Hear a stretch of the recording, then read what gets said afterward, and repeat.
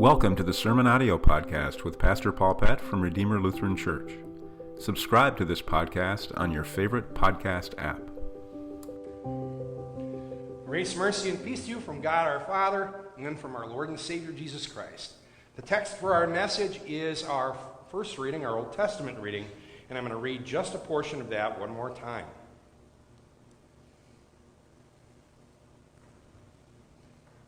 So he departed from there and found Elisha, the son of Shaphat, who was plowing with 12 yoke of oxen in front of him.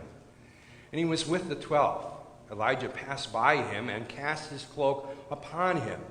And he left the oxen and ran after Elijah and said, "Let me kiss my father and my mother, and then I will follow you." And he said to him, "Go back again, for what have I done to you?" And he returned from following him and took the yoke of oxen and sacrificed them and boiled their flesh with the yokes of oxen and gave it to the people, and they ate. Then he arose and went after Elijah and assisted him. This is our text. Please pray with me. Dear Lord Jesus, we pray by the power of your Holy Spirit, open our minds, open our hearts, open our souls, so that indeed that low, soft whisper would be the voice that we hear as you speak to us through your word, as you speak to us in our baptism, as you speak to us in your own body and blood, as you speak to us in the consolation and conversation of the brethren.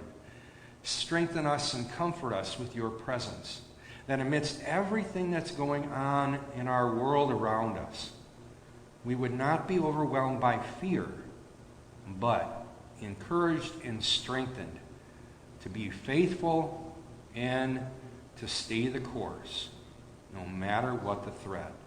In your name, amen.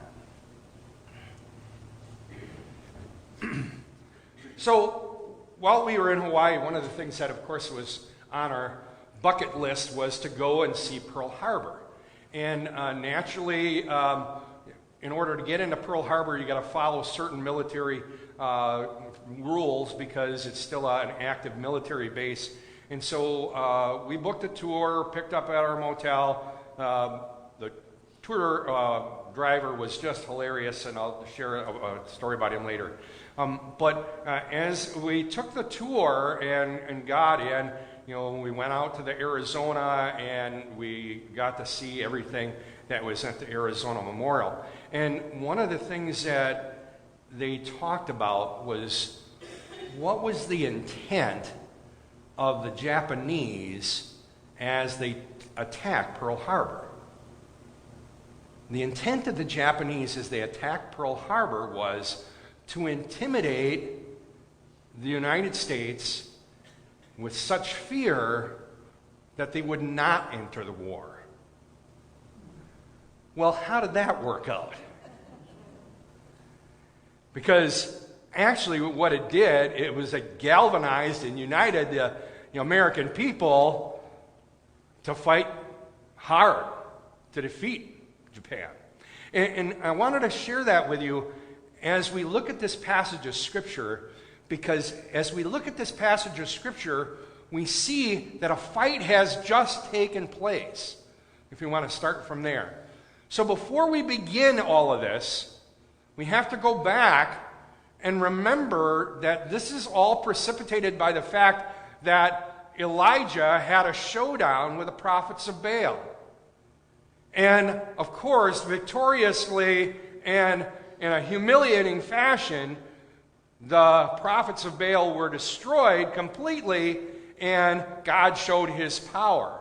Now, Elijah thought that this would intimidate the king who was evil and his wife who was even more evil than he was into repentance and would bring them back into a right relationship with God. However, it didn't have that effect. Instead, the effect that it had was Jezebel, the king's wife, puts out this murderous threat and said basically to Elijah, the Lord help me if I don't make your life like one of them by this time tomorrow. So did Elijah stand his ground? Was Elijah courageous? Was Elijah say, fine, bring it on? Nope. Instead, what does Elijah do? He hightails and runs. He runs and goes into the wilderness. He's fed by the angels, and finally he gets to Mount Horeb. Now, Mount Horeb is the peak where God gave the 10 Commandments to Moses. The mountain range is Sinai. The peak mountain in that range is Mount Horeb. That's where Moses received. And it's even thought that the very cave in which Elijah hid was the same cave that Moses spent those 40 days and 40 nights in the mountain. So here's Elijah on Mount Horeb, hiding in a cave. God comes and says to him, "What are you doing here, Elijah?" What does that say to you? You're not where you're supposed to be.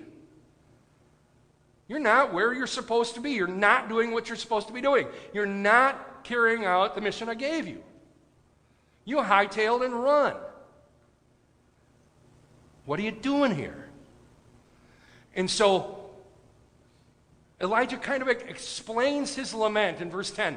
I have been very jealous for the Lord, the God of hosts. For the people of Israel have forsaken your covenant, thrown down your altars, and killed your prophets with a sword, and I only am left, and they seek my life to take it away. And he said, go out, or God said, go out and stand on the mount before the Lord.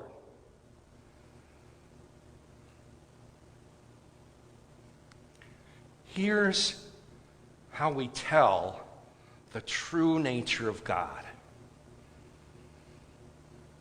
Because what we want the true nature of God to be is strike with all your might, bring down our enemies with lightning, with fire, with earthquakes, with tornadoes, destroy them here and now. But that's not the true nature of God. That's not the true temperament of God. Has he done that in the past? Yes. But does he want to do that? No. He wants people to experience his true presence, his true nature, his presence of love, his presence of grace, his presence of kindness, his presence of mercy. You know, there's going to be lots of times in our lives that we're doing the exact same thing that Elijah does. We're going to get intimidated by those who want to shut us up. We're going to get intimidated by those who want us to turn tail and run, who want us to hide in a corner somewhere. If you paid attention the past couple of months, there was scrawled across a pro-life clinic in Madison, if abortion isn't safe, then neither are you. And that is directed at every Christian who values life. And that's just one of these. Because there's lots of different enemies that will come against the Christian church when we take stands on life, when we take stands on morality, when we take stands on right and wrong. There are those who are going to come against us and try to intimidate us back into fear and silence. Jezebel got what she wanted. Elijah hightailed and ran. But God wasn't good with that. But God was about to show Elijah who he really was. So notice what it says. In verse 14, and behold, the Lord passed by, and a great and strong wind tore the mountains and broke in pieces the rocks before the Lord, cutting off trees, damaging homes. Oh, that was last Wednesday. All of that, and yet What's the last phrase? Say it with me. But the Lord was not in the wind. Might and destructive power, but God wasn't in it. Next slide. And after the wind, an earthquake. We just heard about a horrible earthquake in Afghanistan, and they're wondering, how do we get humanitarian care in to people that don't want us there? But, say it with me, the second line on the screen. But the Lord was not in the earthquake. In verse 12, after the earthquake, a fire. Read it with me again. But the Lord was not in the fire. And now, and after the fire, the sound of a low whisper. Notice Elijah's response. He knew the Lord wasn't in the wind. He knew the Lord wasn't in the earthquake. He knew the Lord wasn't in the fire. He didn't react to any of those. Even though they were violent and destructive, he didn't react to any of those. But notice his reaction to that whisper. And when Elijah heard it, he wrapped his face in his cloak and went out and stood at the entrance of the cave. He didn't want to face the presence of the Lord looking straight at him. Out of humility and out of respect, he covered his face because he knew that was the voice of God. The voice of God that loved him enough not to deal with him in violent ways, not to deal with him in destructive ways, not to deal with him in ways that would absolutely destroy his life, but in that sound of a low whisper. See, God does that very same thing to you and me, and we might not recognize it. I'm going to ask you this. A lot of times, you're going to be able to tell when I'm getting to the gospel part of my sermon. Why? The volume of my voice changes. Because I bring it down from shouting to this. A message that God is speaking to you. A message that God is loving you. God is caring for you. God is embracing you. God is comforting you. God is strengthening you with that sound of a low whisper. You see, the sound of a low whisper is the true nature of God. The sound of the low whisper is God's word.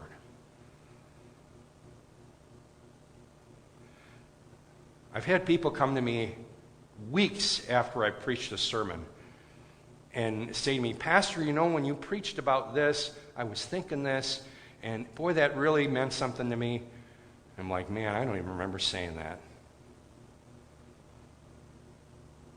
But that meant someone else was talking in your ear. Someone else was talking to your mind, and it wasn't me. That meant the Holy Spirit was that sound of a low whisper in your mind, in your heart, in your ear, working on you through that word. That sound of a low whisper was the presence of God. The presence of God that he uses to draw us close to him. Have you ever had somebody whisper to you and you're just a little bit too far away? What do? What'd you say? What? Right? You draw yourself in closer, right? You draw yourself in closer so that you can hear what they're saying. And that's what God's wanting to do, is he's wanting to draw us in closer to himself. Draw us in closer to hear his word. Draw us in closer in a relationship with him.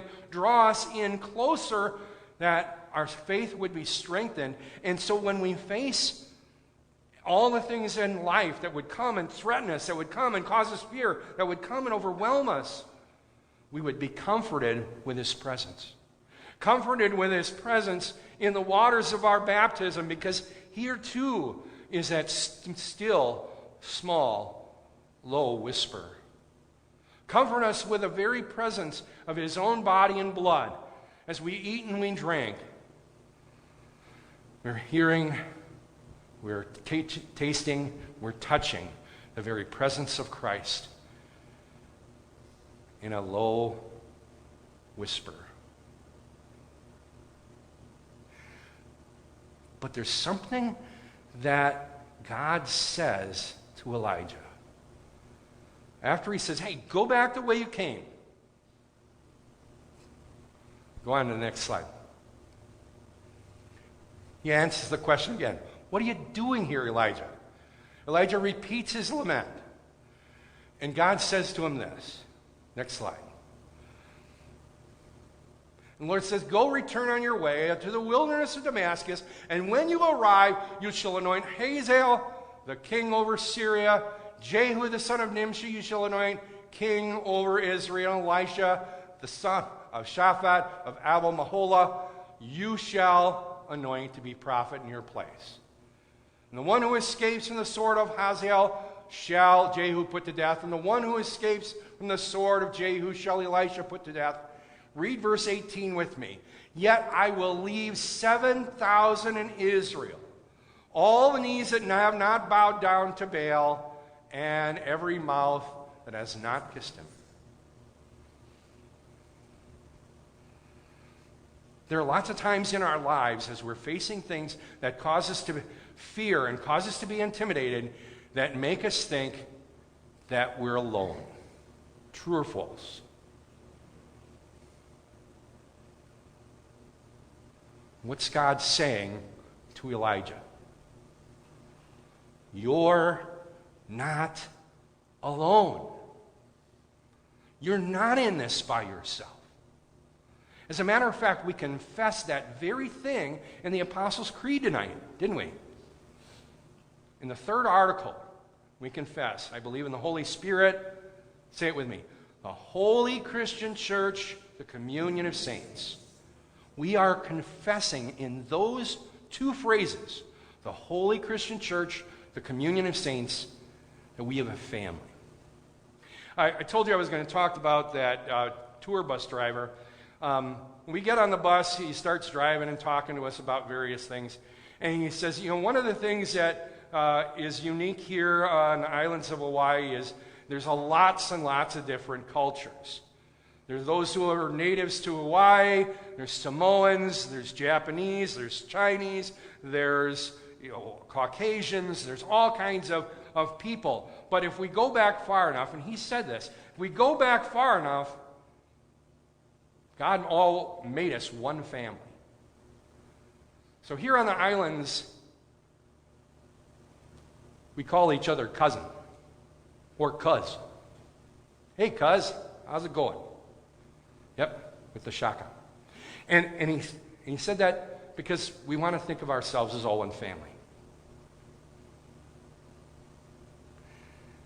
At Redeemer, we like to use the words Redeemer family. And I do that for this reason. That we are reminded that we are brothers and sisters in Christ, and we always are and we always will be as we believe in Jesus Christ as our Lord and Savior. And so, say it with me again, we are never alone.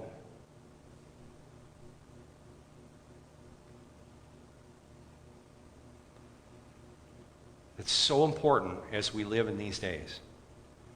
So important as people want to intimidate us into silence. So important as people try to make us believe there isn't anyone left who thinks like we do. I'm going to say it again. We are not alone. Because who's with us? Our God, Father, Son, and Holy Spirit, and every other Christian on the planet. Not to mention the saints that have gone before us. We are all together as the body of Christ, the one holy Christian and apostolic church. We're never alone. And so there will always be that group of faithful. Go back to the previous slide again, Ross. Yet I will leave 7,000. See, and that number is unique. Because God is using 3 different numbers to come up with that number. Okay? 7, God's number. 10 times 10 times 10. Or 10 to the third power. 10 is God's number of completeness, and 3 is Father, Son, Holy Spirit. All of God's people are that 7,000. And we are never alone. He is always with us. Listen for that low whisper. Know the presence of God. And know you're never alone. In Jesus' name, amen. The grace of our Lord and Savior Jesus Christ and the love of God and the communion of the Spirit be and abide with us all. Amen. Thanks for listening. At Redeemer Lutheran Church, our mission is to share with all people the good news of Jesus Christ, teaching faith and love. Learn more about our ministry at redeemerlutherangb.com.